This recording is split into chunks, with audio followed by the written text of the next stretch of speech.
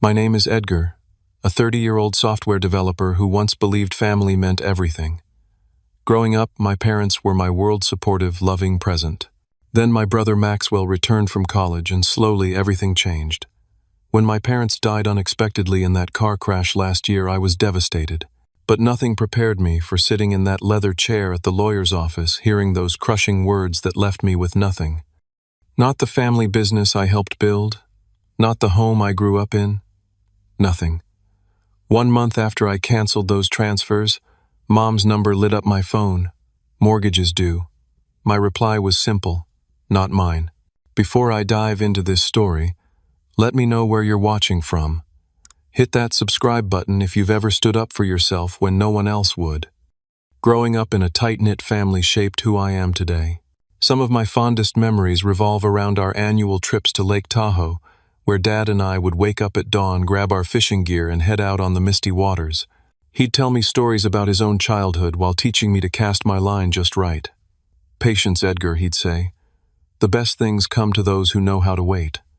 Mom would pack these incredible sandwiches, sourdough bread, with 3 kinds of cheese and her special herb spread. Those quiet mornings on the lake with my father taught me more than just how to fish. Back home, Dad took pride in teaching me practical skills. Our garage transformed into a workshop every weekend. He showed me how to change oil, replace brake pads, and eventually rebuild an entire engine. By the time I was 16, we had restored a 1976 Mustang together, turning a rusted shell into a gleaming beauty that I drove to my high school graduation. Mom would peek in occasionally, shaking her head with a smile, proud of our grease-covered bonding sessions. Mom was my academic champion. When I struggled with algebra in 8th grade, she sat with me night after night until patterns emerged from the confusion. During my science fair project on solar energy, well before it became mainstream, she helped me research and build a working model that took first place. She attended every spelling bee, debate, competition, and award ceremony, always sitting front row, her camera ready. She kept a scrapbook labeled Edgar's Journey, filled with report cards, certificates, and candid photos. Our family business, Thompson Hardware, started as a single store in our hometown of Riverside, California. What my father built with his own hands from the ground up eventually expanded to 3 locations across the county. I started working there at 15 first, just sweeping floors and stocking shelves after school. By 17, I was handling customer orders and helping with inventory on weekends. When I went to college for computer science, I didn't abandon the family business. Instead, I created their first real inventory management system during my sophomore year. Before that, Dad was still using paper ledgers and a clunky cash register system from the 90s. My program tracked stock levels, predicted ordering needs based on seasonal patterns, and streamlined the entire supply chain. When I implemented it, profits increased by nearly 20% within 6 months. After graduating while building my career as a software developer, I continued modernizing our family business. I built their e-commerce platform, allowing Thompson Hardware to compete with big-box stores by offering specialized products and local delivery. I set up automated systems for payroll, accounting, and marketing, all while taking only a modest consultant fee rather than a full salary. Dad would introduce me to suppliers and longtime customers as the brains keeping us relevant. Mom would add that I had my father's work ethic with a 21st century toolkit. Even as I established myself professionally at a tech company in downtown Riverside, our family remained close. Sunday dinners at my parents' home were sacred. Mom would make her famous pot roast or lasagna, and we'd discuss everything from local politics to the latest Marvel movie. Dad would inevitably steer conversation toward the business, asking my opinion on expansion opportunities or new product lines. They supported my career choice, proud that I was forging my own path, while still keeping ties to the family legacy. The family home itself was a character in our story, a sprawling ranch house on 3 acres just outside the city limits. The massive oak tree in the front yard, I planted it with Dad when I was 7. He lifted me on his shoulders so I could drop the acorn into the hole we'd dug together. "This tree will grow with you," he'd told me. By the time I finished college, it was providing shade for the entire front yard. Dad's workshop behind the garage was our sanctuary. The rich scent of sawdust and motor oil permeated everything. tools hung in perfect order on pegboards. He'd drawn outlines around each one so they always returned to their proper place. We built furniture, repaired appliances, and once constructed a treehouse in that oak tree that remained standing for 15 years. Mom's domain was the kitchen with its hand-painted tiles she'd installed herself and the herb garden visible through the bay window. She taught me to cook there, insisting that no child of mine will survive on ramen and takeout. By the time I moved into my own apartment, I could prepare a respectable coq au vin and bake bread from scratch. The kitchen table, worn smooth by decades of family meals, homework sessions, and late-night conversations, was where all important family decisions were discussed. What I'm trying to convey is that we weren't just related by blood. We were a unit, a team deeply invested in each other's lives and successes. At least that's what I believed until Maxwell returned. My brother Maxwell is 3 years older than me, and growing up we were as different as brothers could be. While I was the kid with perpetually skinned knees from building forts and fixing bikes, Maxwell was polished and calculated even as a teenager. Handsome in that conventional way that opens doors, he carried himself with the confidence of someone who expected the world to accommodate him. He played football, dated cheerleaders, and maintained just enough of a GPA to secure his spot at a prestigious business school across the country. Unlike me, Maxwell never showed interest in the family business. Summers, when I was sweating in the stockroom, he was lifeguarding at the country club pool, or interning at glamorous companies through connections made by his girlfriend's father. Dad would occasionally mention that Maxwell should learn the ropes of Thompson hardware, but these suggestions were met with vague promises of next summer that never materialized. Mom defended him, saying Maxwell has different talents. He's a people person, a future executive. After graduation, Maxwell moved to Chicago for a consulting position.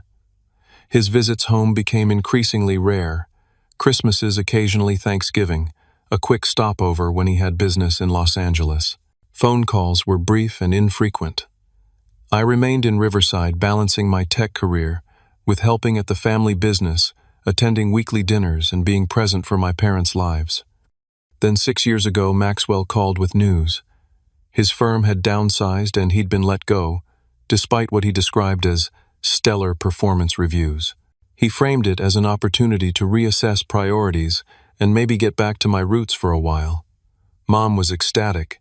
Dad seemed cautiously optimistic, and just like that, Maxwell was moving back to Riverside. The day he returned, my parents threw a welcome home dinner that rivaled Thanksgiving. Mom prepared all his favorites: prime rib, twice-baked potatoes, chocolate mousse. Dad brought out the expensive scotch he saved for special occasions. I brought my girlfriend Allison, hoping her presence would help me maintain perspective. Maxwell arrived looking every bit the successful businessman despite his recent setback. Designer suit, expensive watch. The confident stride of someone who'd never actually failed at anything. The prodigal son returns, Dad announced, clapping him on the back. Mom couldn't stop touching his face, his shoulders, as if confirming he was really there. During dinner, Maxwell announced he'd been thinking about the family business. Thompson Hardware has untapped potential, he declared, swirling his scotch. With my business background and connections, we could really expand, maybe even franchise. I've been developing some ideas. Mom beamed. Dad leaned forward, intrigued. I sat silently, fork suspended midway to my mouth. After 6 years of absence and zero interest, suddenly Maxwell was an authority on our family business. The business where I'd invested thousands of hours while building my own career. What do you think? Edgar Allison whispered, squeezing my knee under the table. Sounds interesting, I managed, forcing a smile. I'd love to hear the details. Maxwell promised to share his comprehensive business plan in the coming days. What followed instead was a gradual infiltration. He started spending days at the main store, chatting with longtime employees, reviewing finances, and having long closed-door meetings with Dad. Mom would call me, gushing about how Maxwell was bringing fresh energy to the business. Within weeks, subtle changes appeared. Dad began consulting Maxwell first on business decisions, calling me only after they'd already reached preliminary conclusions. When I'd arrive for meetings, I'd find them already deep in discussion, papers spread across tables. Oh, Edgar's here now, Dad would say. Maxwell, catch him up on what we've decided. Decided, I'd ask. Don't you want my input on the new point-of-sale system? I'm the one who built our current infrastructure. Of course, son, Dad would reply, but his eyes would shift to Maxwell. But Maxwell has experience with these enterprise systems from his consulting days. What Maxwell had was a surface-level knowledge of buzzwords and a convincing delivery. What he lacked was any understanding of our specific business needs or technical requirements. Yet somehow his opinions now carried more weight than mine. Mom's behavior shifted too. She'd always been my cheerleader, the one who bragged about my technological contributions to the business. Now conversations centered around Maxwell's corporate experience and big-picture thinking. When I'd mention a new feature I'd added to our inventory system, she'd nod distractedly before asking if I'd heard about Maxwell's idea for expanding to neighboring counties. For months, I dismissed my growing discomfort. I told myself it was natural for parents to be excited about Maxwell's return after his long absence. I convinced myself there was room for both of us in the family dynamic, that his business perspective could complement my technical expertise. When Allison noted the changing atmosphere during Sunday dinners, I defended my parents. They're just happy to have the family complete again, I'd say. Things will balance out. But Allison, ever perceptive, wasn't convinced. I'm worried they're sidelining you, Edgar, she said one night after a particularly Maxwell-centric dinner. You've been there consistently for years while he's been gone. Now he swoops back and suddenly he's the golden child. You should say something. I brushed off her concerns, unwilling to create conflict. It'll settle down, I insisted. They're just excited he's taking an interest in the business. Then came the 20th anniversary celebration of Thompson Hardware. We rented a local event space, invited suppliers, employees, and loyal customers. I'd spent weeks preparing a presentation on the company's evolution, complete with photos spanning 2 decades and statistics showing our growth. I'd also commissioned a custom plaque, celebrating my parents' hard work and vision. But when the evening arrived, I found myself shuffled to the sidelines. Dad gave a speech introducing Maxwell as the future of Thompson Hardware and announced he would be taking on the role of Vice President of Business Development, a title created specifically for him. Mom presented him with a set of ceremonial keys to all 3 stores. My presentation was trimmed to a brief, 3-minute slot near the end of the evening when many guests had already left. The plaque I'd commissioned was displayed, but neither of my parents mentioned who had arranged it. As Maxwell worked the room shaking hands and exchanging business cards, I stood near the dessert table with Allison, a knot forming in my stomach. "This isn't right," Allison whispered. "They barely acknowledged everything you've done for the business." I watched my brother holding court, my parents beaming beside him. The message was becoming increasingly clear. Despite my years of loyalty and contribution, Maxwell had reclaimed his position as the favored son. And for the first time, I couldn't ignore the painful reality of my shifting place in the family I thought I knew. The months following the anniversary celebration marked a steady erosion of my position within the family unit. Sunday dinners, once sacrosanct, became increasingly unpredictable. I'd arrive at the usual time to find the house dark, only to receive a casual text. "Dinner moved to Saturday this week. Didn't Maxwell tell you?" He hadn't, of course. Or I'd show up to discover they'd already eaten, with Mom apologetically offering to warm leftovers while explaining that Maxwell had an important call with a potential investor. Business meetings now frequently occurred without my knowledge. I'd discover major decisions had been made when implementing system updates or processing payroll. New supplier relationships, staffing changes, even modifications to the store layouts, all happened without my input. When I'd question these changes, Dad would look surprised. "We discussed this last week," he'd say. "Oh, that's right, you weren't there. Maxwell handled it." Perhaps the most telling change was when my parents invited Maxwell to move back into the family home temporarily while he established himself. His temporary stay extended indefinitely as he converted the guest room into an office and settled into a routine that placed him at the center of daily family life. Meanwhile, when I'd stop by, unannounced conversations would halt abruptly, papers would be shuffled away, and I'd be greeted with the distinct feeling of having interrupted something I wasn't meant to see. After weeks of this treatment, I finally attempted to address my concerns directly with Mom. I caught her alone one morning helping in the herb garden she loved so much. "Mom, I feel like I'm being pushed out of family decisions. I said, carefully transplanting seedlings as she'd taught me, especially with the business. Has something changed? She paused, hands deep in soil.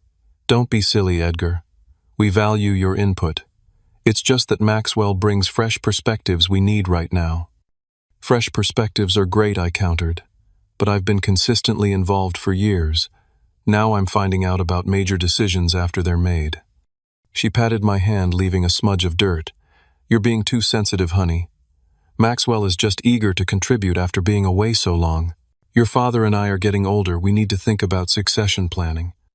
The implication hung in the air between us.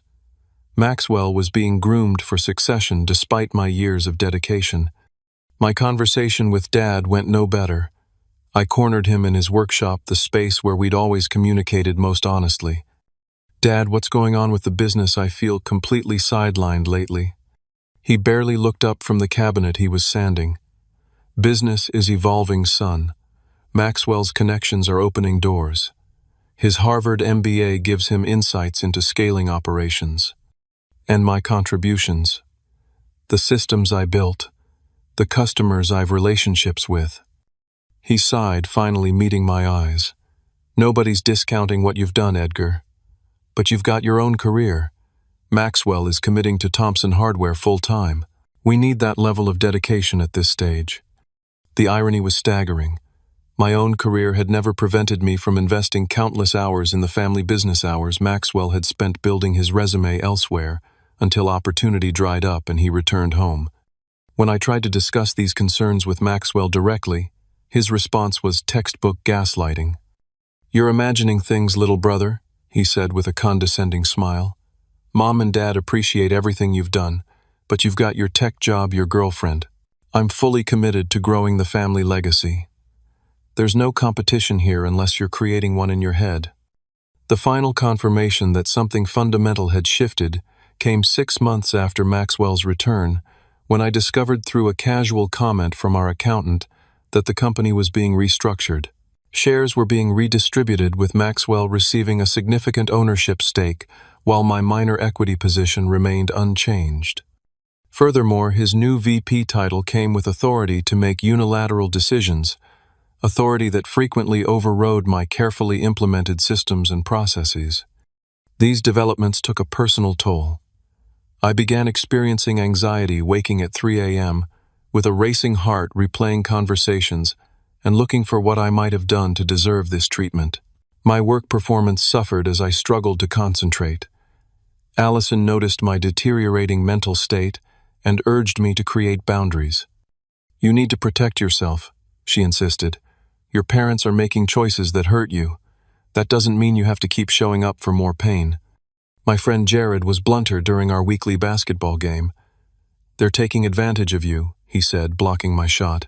You built systems that keep their business running, and now they're pushing you aside for Golden Boy, who couldn't be bothered for years. That's some bullshit, man. With their encouragement, I began creating distance. I reduced my involvement in the business to essential system maintenance. I started declining some Sunday dinners, focusing instead on building my life with Allison. I remained civil but protected my heart from further dismissal. It was during this period that my father's brother, Uncle Robert, reached out. We met for lunch at a diner far from any family businesses. Uncle Robert had always been the black sheep, the artist, to my father's businessman. They maintained a cordial relationship, but I hadn't seen him in over a year. I've been watching what's happening, he said without preamble. Your brother is manipulating your parents. I nearly choked on my coffee. That's a serious accusation. I know manipulation when I see it.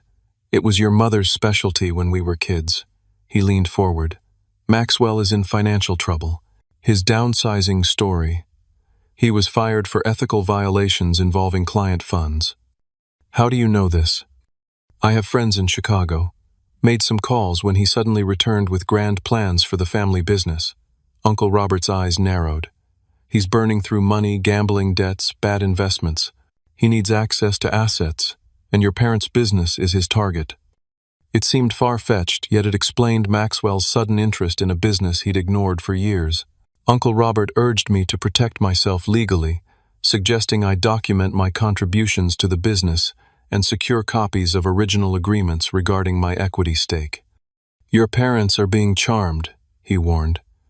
Richard always had a blind spot where Maxwell was concerned. "Just be careful and make sure you're legally protected."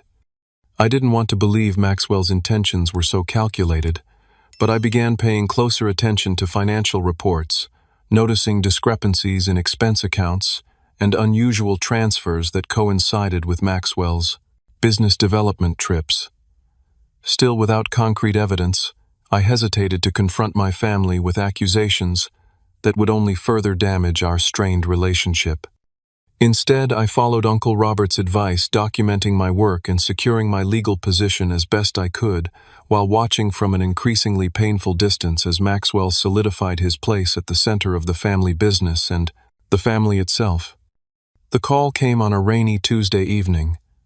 I was working late finalizing code for a client project when my phone lit up with Mom's number.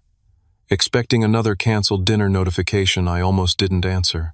When I did, it wasn't her voice, but a stranger's, a paramedic, explaining there had been an accident on Highway 15, black ice, a tractor trailer.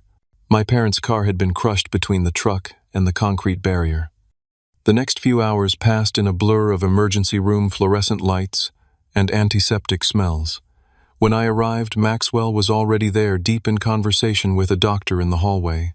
He looked up as I approached, his face uncharacteristically pale. "They're gone, Edgar," he said, voice hollow. "Dad died on impact. Mom made it to the hospital, but..." He trailed off, gesturing helplessly toward the room where a nurse was disconnecting monitoring equipment.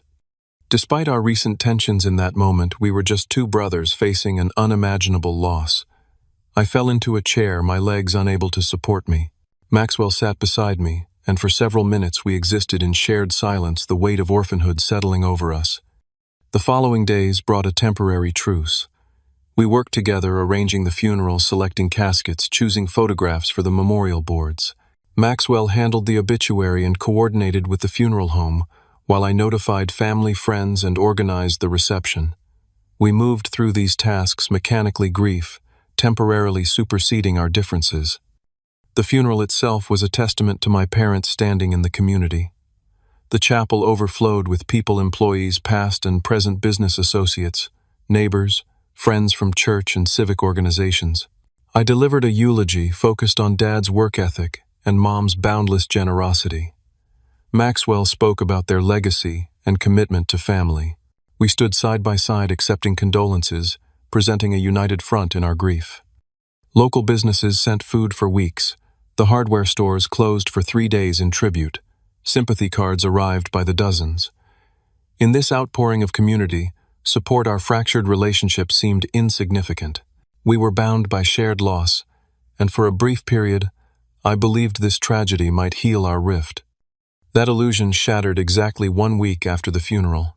I drove to the family home, intending to help sort through Mom's personal items as we'd agreed. When I inserted my key into the front door, it didn't turn. Thinking it might be jammed, I tried again with more force. Nothing. As I stood there confused, Maxwell's car pulled into the driveway. He approached with an apologetic expression that didn't reach his eyes. "Sorry about that," he said, producing his own key. "I had the locks changed yesterday. Security concerns, you know. People know the house is empty now." "Empty? I thought you were staying here." "I am. I meant empty of Mom and Dad." He opened the door, gesturing me inside. "I should have given you the new key. It slipped my mind with everything happening." The explanation seemed reasonable, yet something in his tone suggested otherwise. Inside, I noticed subtle changes. Dad's recliner replaced by a sleek leather armchair. Mom's knickknacks removed from shelves, spaces being systematically erased and reimagined. Maxwell had wasted no time making the house his own. "I've boxed up some of Mom's clothes for donation," he mentioned casually. "Her jewelry and personal items are set aside for us to go through together." "What about Dad's study?" I asked, heading toward the room that had been off-limits to us as children. "I've been sorting through his papers," Maxwell replied, stepping quickly to block my path. "Lots of business documents that need proper filing. I'll let you know when it's organized." Over the following days, more concerning patterns emerged. I discovered the study door now had a deadbolt. Requests to review business documents or family papers were deflected with vague promises of later or when things settle down. When I arrived one afternoon to find workers removing the oak tree I'd planted with Dad, the one he said would grow with me, something snapped inside. "What the hell are you doing?" I demanded as Maxwell supervised the arborists. "It's diseased," he replied smoothly. "Could fall on the house during the next storm. The insurance adjuster recommended removal. That tree is perfectly healthy. I would know, I've been taking care of it for 23 years. My voice cracked with emotion. Dad and I planted it together. Maxwell's expression softened into practiced sympathy. "I know it has sentimental value, but we have to be practical. I'm responsible for this property now." The casual "I'm responsible" sent a chill through me. There had been no discussion about the house or property since the funeral. I assumed we would eventually share decisions about our childhood home, yet Maxwell was acting as though his authority was already established. That evening I called the family lawyer, Harrison Thompson, no relation to our surname, requesting information about my parents' will and when we might review it. His response was oddly evasive. "There have been some changes in recent months," he said carefully. "Maxwell has requested we schedule the formal reading next week. You'll receive the official notification tomorrow." "Changes? What kind of changes?" A heavy pause. "I'm not at liberty to discuss that until the formal reading." "I'm sorry, Edgar." Increasingly unsettled, I returned to the house the following day, determined to access Dad's study and find answers. I arrived to discover my personal belongings, items I'd kept in my old bedroom memorabilia, stored in the attic. Even the tools Dad and I had shared in the workshop packed in cardboard boxes in the garage. "I needed to clear some space," Maxwell explained when confronted. "The estate appraiser is coming next week. Thought it would be easier if personal items were already separated." "Estate appraiser? Are you selling the house? My childhood home, the only constant through years of change." "Just exploring options," he replied vaguely. "We need to liquidate assets to cover estate taxes." Without discussing it with me, "This is our parents' home, Maxwell. Our home." He sighed, checking his watch impatiently. "Look, all of this will be clearer after the will reading. For now, I'm making preliminary arrangements based on my understanding of the situation. Take your boxes if you want, they're just collecting dust here." I loaded what I could into my car that day, feeling like an intruder in the place I'd called home for most of my life. The family photos had been removed from walls. Mom's garden was already showing signs of neglect. Dad's workshop tools were arranged differently, some missing altogether. With each box I carried out, the reality became clearer. I was being systematically erased from the family narrative, my history packed away to make room for whatever future Maxwell was constructing. As the day of the will reading approached, a gnawing anxiety grew in my stomach. Uncle Robert's warnings echoed in my mind. Maxwell's confident handling of funeral arrangements, his immediate changes to the house, his cryptic comments about liquidating assets, all suggested he knew something I didn't about our parents' final wishes. I tried to prepare myself for disappointment, but nothing could have readied me for what awaited in the lawyer's wood-paneled office. Harrison Thompson's law office occupied the third floor of a red brick building in downtown Riverside.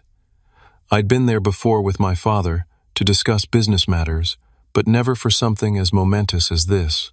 The reception area featured leather chairs, framed diplomas, and a hushed atmosphere of significance. The receptionist, a woman who'd worked for Thompson for at least 15 years, gave me a sympathetic smile as I signed in. "Mr. Thompson will be with you shortly," she said. "Your brother arrived a few minutes ago." I nodded, taking a seat as far from the door as possible, needing these final moments to compose myself.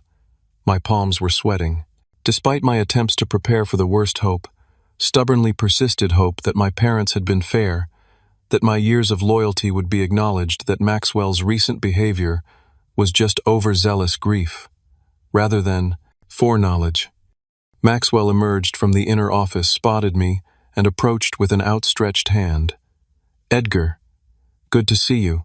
His tone was formal, as though we were business associates, rather than brothers who'd grown up sharing bunk beds. I shook his hand, briefly. "Maxwell." "Harrison is ready for us," he said, gesturing toward the door. "Shall we?" The lawyer's office was exactly as I remembered: dark wood shelving green banker's lamp, the smell of leather-bound books and furniture polish. Harrison Thompson stood as we entered, his face grave. At 67, he'd been my father's lawyer and friend for decades. I'd always liked him, appreciated his direct manner and integrity. "Edgar Maxwell," he nodded to each of us. "Please have a seat. Can I offer you anything? Water, coffee?" We both declined. Maxwell took the chair directly in front of the desk, leaning forward slightly, hands clasped loosely on his knee, the picture of relaxed confidence. I sat straighter, trying to project a calm I didn't feel. Thompson opened a leather portfolio, removing several documents. He adjusted his reading glasses and cleared his throat. "We're here to discuss the last will and testament of Richard and Catherine Thompson. Before I begin the formal reading, I want to express my personal condolences. Your parents were fine people, clients I deeply respected." He shuffled papers, avoiding eye contact. Something about his demeanor, a slight tension around his mouth, an uncharacteristic hesitation, increased my unease.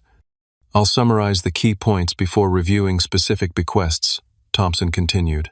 "This will was executed 4 months ago, replacing previous versions.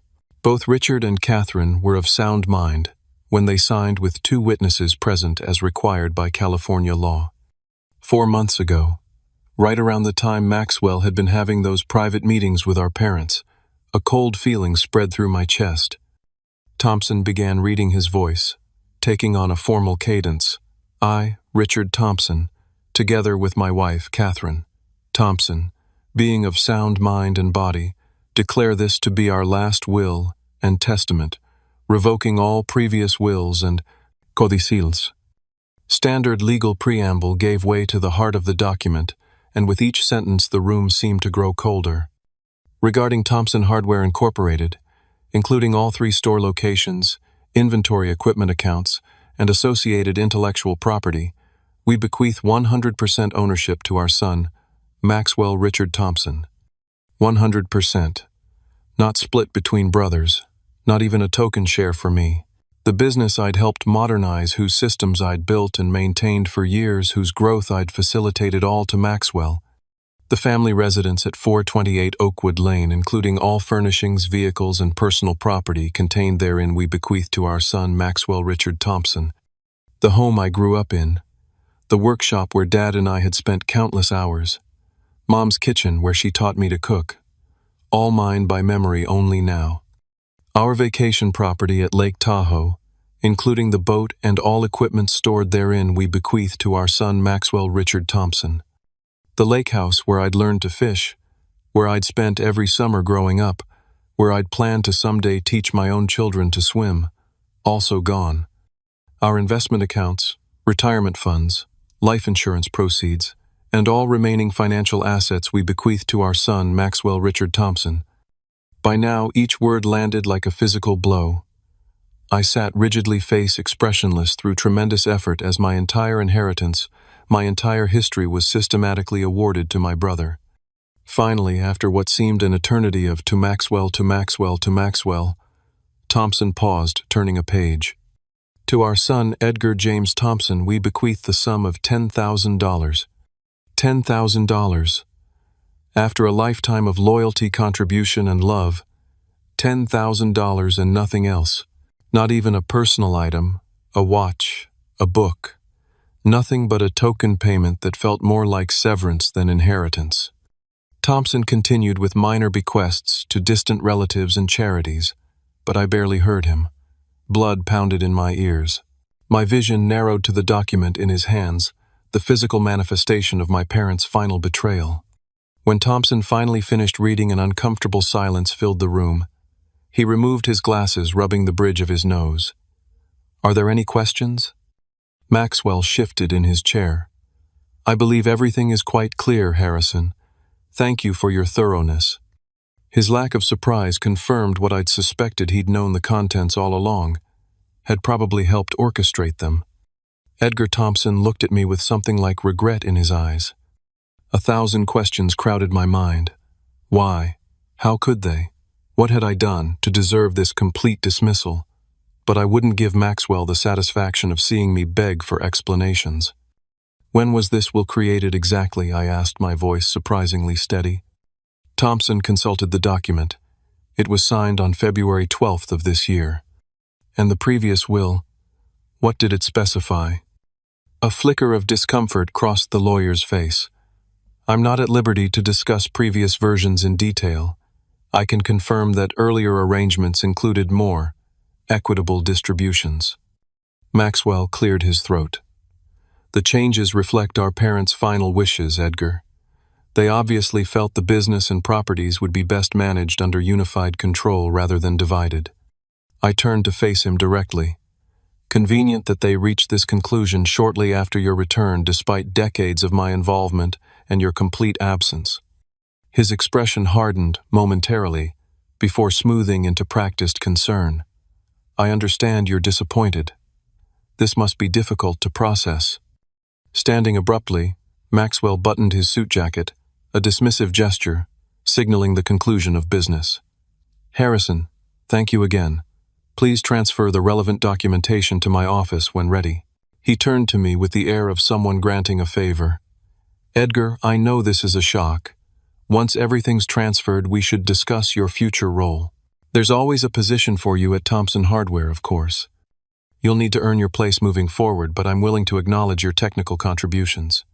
The condescension in his offer to earn a place in the business I'd helped build while he was pursuing his career elsewhere was the final insult. I remained seated, unwilling to rise and pretend this was a normal business conclusion. "I'll let you two brothers discuss matters," Thompson said, clearly uncomfortable. "Edgar, if you have any further questions about the legal aspects, my door is always open to you." Maxwell nodded and departed, leaving me alone with the lawyer. As the door closed, Thompson's professional veneer cracked slightly. "This wasn't my recommendation," he said quietly. "I want you to know that.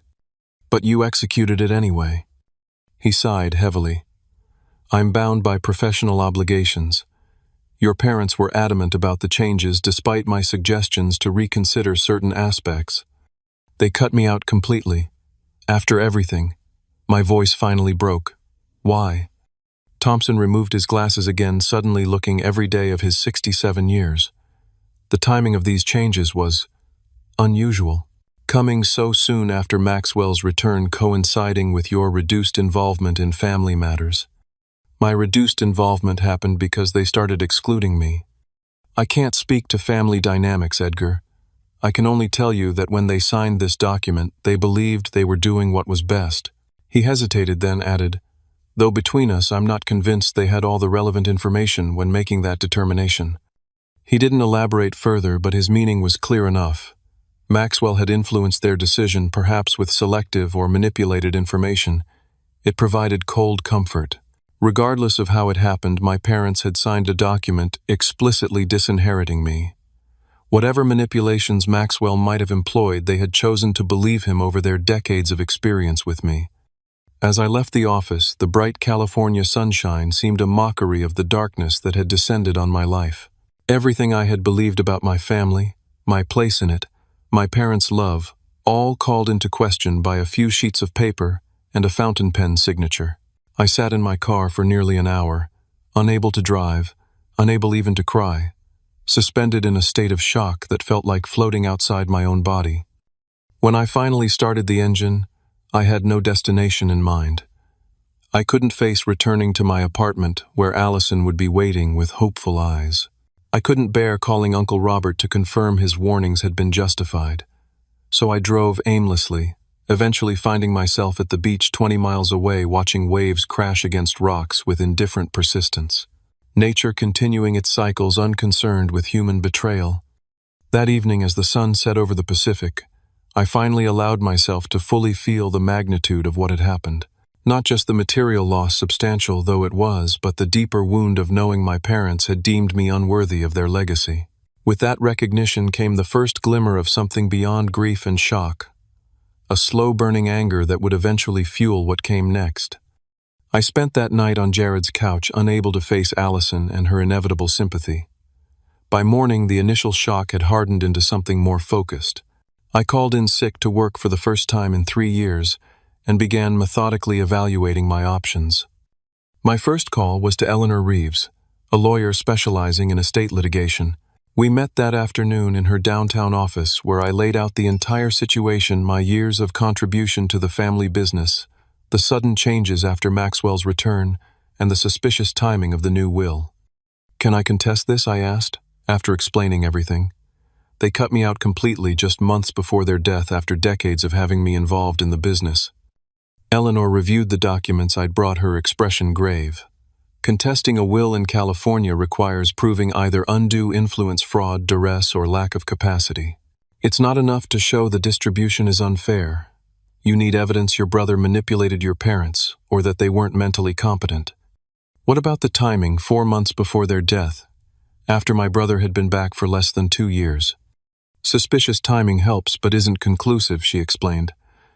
Do you have any direct evidence Maxwell coerced them or provided false information? I thought of Uncle Robert's warnings, but they were second-hand allegations without documentation. Nothing concrete, just patterns of behavior and my uncle's suspicions. Eleanor was honest about the challenges. Will contests are expensive, time-consuming, and emotionally draining. Without strong evidence, your chances of success are limited. Courts generally defer to the written document, unless there's compelling reason not to. She suggested investigating whether Maxwell had isolated my parents from other influences, if there were witnesses to inappropriate pressure, or if any documentary evidence existed showing my parents' true intentions differed from the final will. I left her office with a clearer understanding of the legal landscape, but no immediate path forward. Without smoking gun evidence, a court battle would be prolonged and uncertain. More importantly, it would drain the emotional energy I needed to rebuild my life. Allison met me that evening at a neutral location, the park where we'd had our first date. Her eyes were red-rimmed. Jared had filled her in on the basics. "I'm so sorry, Edgar," she said, taking my hands. "This is beyond cruel after everything you've done for your family." I summarized my meeting with the lawyer, the slim chances of successful litigation. "I'm not sure fighting this in court is the answer." "What are you thinking then?" Allison asked. "Just let Maxwell take everything." "I'm not sure yet, but I need to understand exactly what I'm dealing with before I decide." That night after Allison went to bed, I opened my laptop and logged into Thompson Hardware's systems remotely. Despite recent changes in the business, I was still the architect of their digital infrastructure. Every password access point and security protocol had been designed and implemented by me. Maxwell might control the company on paper, but I still had the keys to its digital kingdom. I wasn't looking to sabotage merely to understand the current state of affairs. What I discovered was disturbing. Multiple large cash withdrawals had been processed in recent months, categorized vaguely as business development expenses with minimal documentation. Several new vendor relationships had been established with companies I'd never heard of, commanding premium prices for standard products. Most concerning, Maxwell had already taken substantial advances against future profits, effectively paying himself large bonuses from the business before he'd contributed anything meaningful to its operation. The pattern suggested not just opportunism but desperation. Maxwell wasn't simply taking advantage of an unexpected windfall, he was actively draining cash from the business at an unsustainable rate. Uncle Robert's warnings about gambling debts and financial troubles suddenly seemed much more credible. Digging deeper into the automated systems I'd built over years, I made a critical discovery. All the essential operational processes of both the business and my parents' personal accounts still ran through my infrastructure.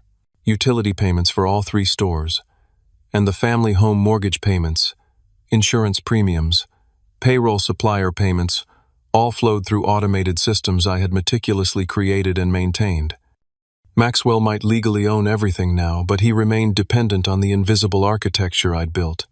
Like many technically illiterate executives, he understood the outcomes but not the mechanisms that produced them. He'd been happy to let me maintain these systems even while pushing me out of decision-making. Now that very oversight offered an unexpected leverage point. I sat back in my chair contemplating the implications. With a few keystrokes, I could halt the entire automated payment infrastructure. Bills would go unpaid. Services would be interrupted. The smooth operation Maxwell had inherited would grind to a jarring halt. The question was whether I should, and what it would accomplish beyond petty revenge. The following morning, I met with Jared at our regular basketball court. Between jump shots, I outlined what I'd discovered and the power I still wielded over the business operations. "So you could basically shut everything down?" he asked, dribbling slowly. "Make his life hell?" "Technically, yes. But that affects employees too, people who depend on those paychecks." Jared passed me the ball. "Those same employees who watched Maxwell take over while you got pushed aside, the ones who'll be out of jobs anyway if he keeps bleeding the business dry." "That's not their fault," I countered, missing the shot. "Look," Jared said, retrieving the ball. "I'm not saying crash the whole business, but making him feel some consequences, that's just standing up for yourself. Your parents made their choice a shitty one, and now Maxwell has to deal with the realities of running what he inherited." I thought about Maxwell's smug offer to let me earn a place in the business my systems kept functioning, about the oak tree being cut down, about boxes of my history relegated to the garage. That evening I made my decision. I would not sabotage the business or harm innocent employees, but I would systematically cancel all automatic payments related to Maxwell's personal benefits, mortgage payments on the family home utility bills, insurance premiums, credit card payments, and the generous management stipend he arranged for himself. The payroll for actual employees would continue uninterrupted. Before implementing any changes, I carefully documented the current state of all systems, taking screenshots and saving confirmation numbers. I created a secure backup of all transaction histories, ensuring I could prove exactly what I'd done and hadn't done if legal questions arose. This wasn't about destruction, but about forcing accountability. Over the next 3 days, I methodically revoked automatic payment authorizations for non-essential services. For each cancellation, I included detailed notes explaining that the account holder needed to establish new payment methods. I set up forwarding of all notification emails to Maxwell's personal account, ensuring he'd receive every alert about failed payments or service interruptions. I was careful to maintain essential business functions. This wasn't about punishing employees or customers, only about removing the invisible support system Maxwell had taken for granted. As a final precaution, I implemented secondary security protocols that would prevent easy reinstatement of these automated services. Maxwell would need more than basic passwords to undo what I'd done. He would need the specialized knowledge I'd accumulated over years of building these systems, knowledge he had never bothered to acquire or appreciate. When I finally closed my laptop after the last cancellation, I felt neither triumph nor vindication, only a quiet certainty that I had taken back a small measure of control in a situation where I'd been rendered powerless. Maxwell had inherited everything on paper, but papers wouldn't keep the lights on or the mortgage paid. For that, he would need to confront the consequences of pushing aside the person who had quietly maintained the infrastructure of his inherited empire. Allison found me on the balcony that night, staring at the city lights. "You did it," she asked, wrapping her arms around me from behind. "It's done," I confirmed. "Nothing illegal, nothing destructive, just removing my unpaid labor from the equation." She rested her head against my shoulder. "What happens now?" "Now we wait," I said. "And I start building something new, something that's truly mine." In the days that followed, I threw myself into planning my future, updating my resume, reaching out to industry contacts, researching potential opportunities that would leverage my skills while keeping me far from Thompson Hardware and its new owner. I declined to respond to increasingly frequent technical questions from the business's managers, referring them instead to Maxwell with a polite reminder that he now owned all aspects of the operation. Allison supported me through alternating waves of grief, anger, and determination. "Your parents made a terrible mistake," she said one night as we shared takeout on our tiny balcony. "But their mistake doesn't define your worth. What you build next will." As the cascade of cancellations began taking effect, my phone remained conspicuously silent. No calls from Maxwell. No desperate pleas for technical assistance. Only the quiet satisfaction of knowing notifications were flooding his inbox, each one a small reminder of the infrastructure he'd inherited, but never understood. Then, exactly 28 days after I'd implemented the final cancellation, a text message appeared on my phone from my mother's number. A number, Maxwell, had apparently taken over. The message was brief. Mortgage is due. No, please. No acknowledgement of what had transpired between us. Just an entitled expectation that I would resume my supporting role in his narrative. My reply was equally brief. Not mine. With those 2 words, I closed the door on years of unreciprocated loyalty and unacknowledged contribution. Whatever happened next would be Maxwell's problem, not mine. I had begun writing a new story, one where I determined my own value instead of waiting for others to recognize it.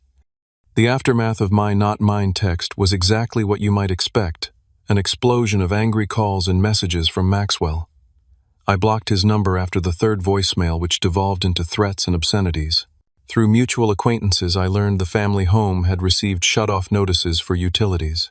The mortgage payment was indeed overdue, triggering late fees and threatening the impeccable payment history my parents had maintained for decades. At Thompson Hardware, the situation wasn't much better.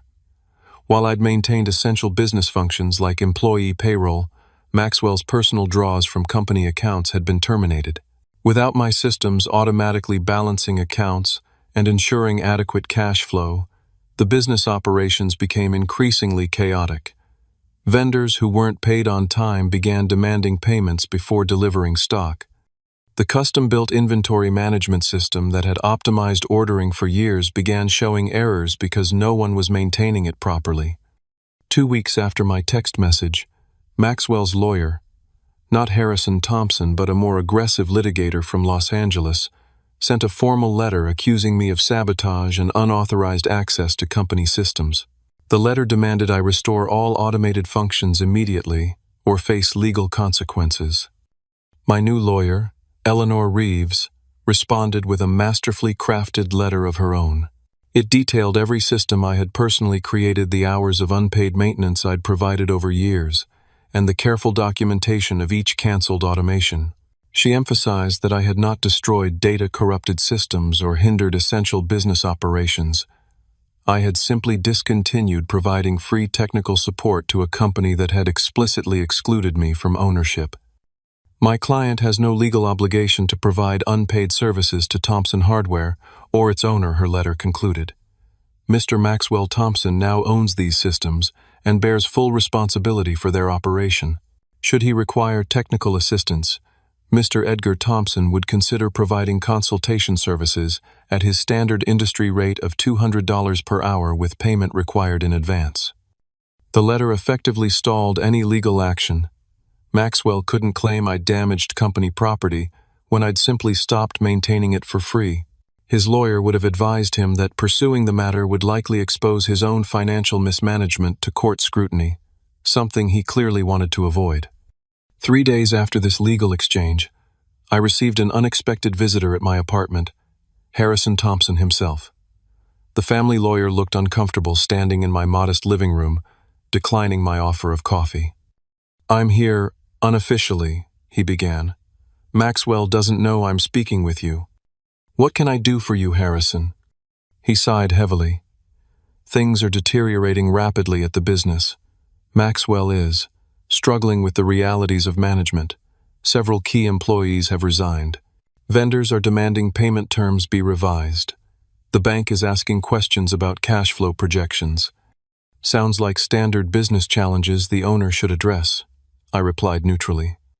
Edgar Harrison said, his professional facade cracking slightly.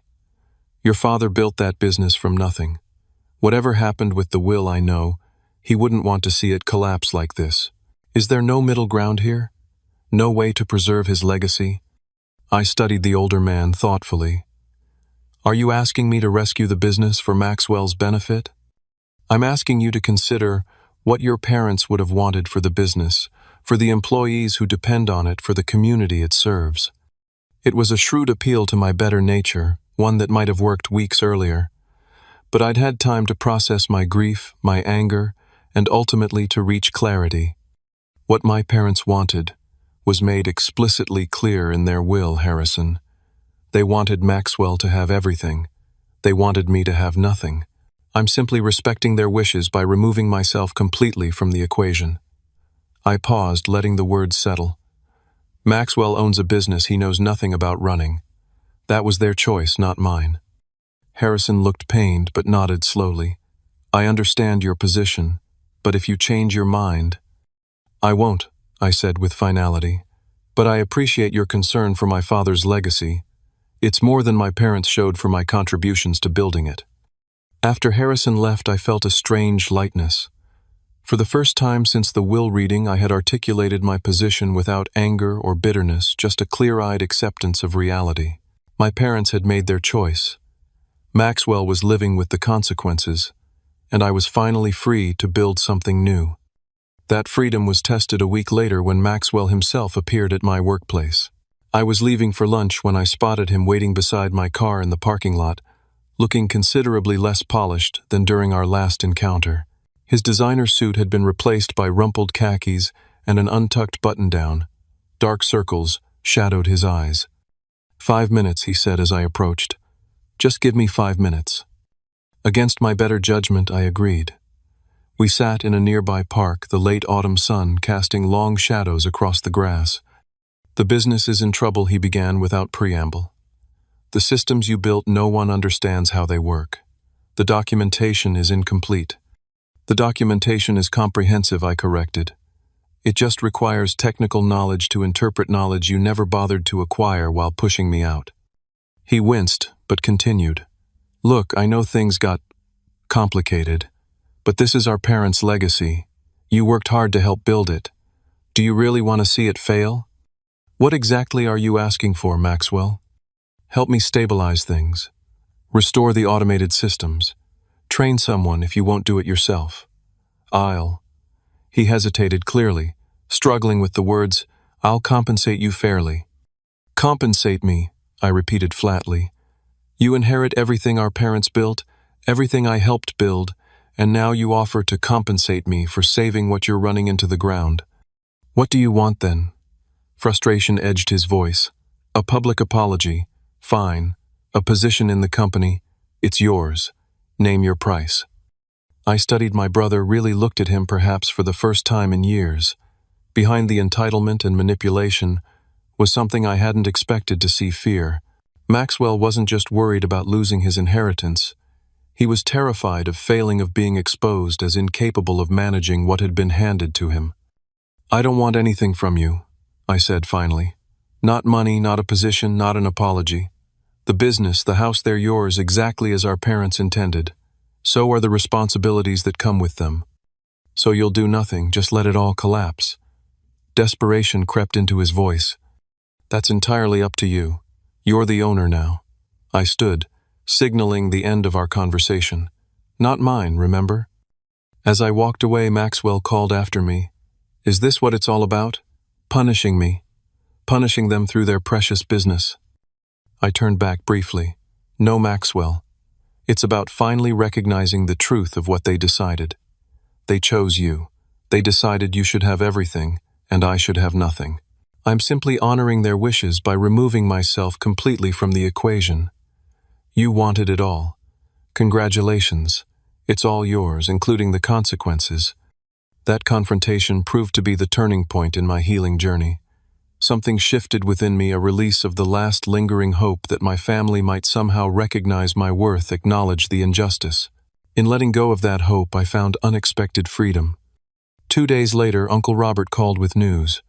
Your brother is trying to sell the business, he reported. He's approached several potential buyers, including Thompson Hardware's main competitor. That's his prerogative as the owner, I replied, surprising myself with my genuine lack of emotional response. There's something else, Uncle Robert continued.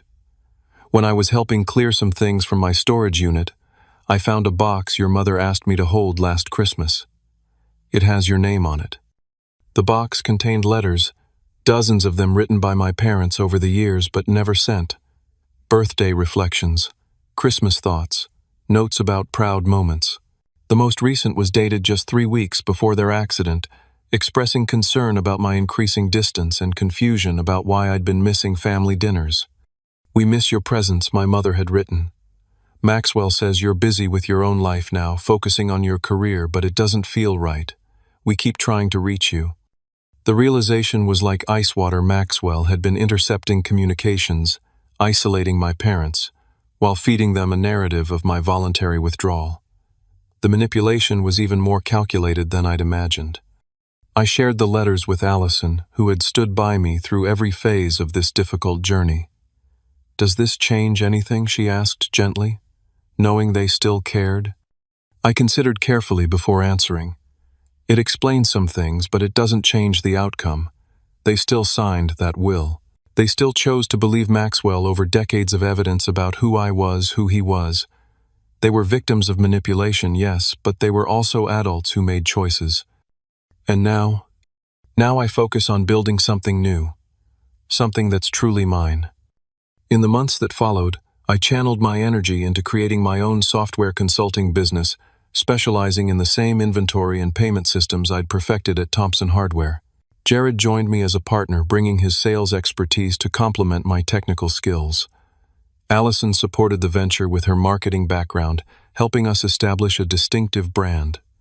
Meanwhile, Maxwell sold Thompson Hardware to a regional chain for far less than its true value. The family home went on the market shortly afterward. I drove past once, seeing the stump where our oak tree had stood, feeling a momentary pang that faded quicker than expected. The physical landmarks of my childhood were disappearing, but the memories and lessons remained. Through a confidential settlement negotiated by our respective lawyers, I received some family mementos I'd valued. Dad's collection of vintage fishing lures, Mom's handwritten recipe book photographs I'd feared lost.